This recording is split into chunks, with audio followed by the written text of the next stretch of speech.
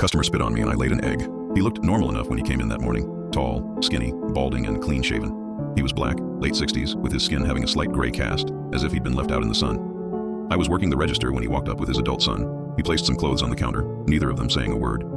I smiled. "That all for you?" I asked as I began scanning the items. He picked up a pointed finger. It shook slightly, and then he spoke. It sounded like he was choking, wet, garbled. It was like he was speaking underwater. I blinked.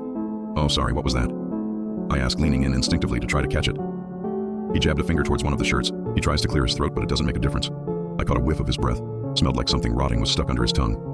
I assume he repeated himself, but honestly, I couldn't tell you. I glance at his son, silently asking for help, but he offers none. Slack-jawed and eyes glazed over. I look back helplessly at his father. "I'm sorry, Then he raised his voice. It happened in slow motion. I saw the spit fly from his mouth, like a heavy hot jelly in zero gravity. There was nothing I could do as it landed with a plop squarely on my lips. It had a yellowish tinge, like snot from a sinus infection, mucus thick. I could feel it sitting on my lip, clinging like egg white. Warm, with just the faintest metallic smell underneath. Salt and something else. Something sickly, like the breath of someone who's been coughing for weeks. I recoiled, gagging silently, and wiped it off with the back of my hand. It didn't smear, it stretched. A string of it hung between my face and my fingers for a second before snapping. Finally, the son spoke, flat, unbothered. He wants to keep the hangers. "Oh, yeah, that's fine." I mumbled, smearing the slime onto my pants just to be rid of it. I scanned the rest of the clothes as quickly as I could as bile rose in my throat. They gave no apology, paid like nothing happened, left like nothing was wrong. I hate customer service.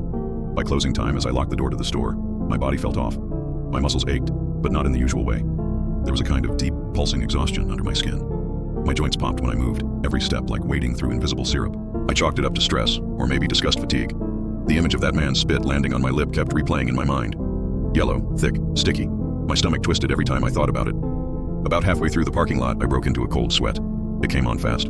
A wave of heat bloomed across my back, then drenched my chest like someone had poured water down my shirt.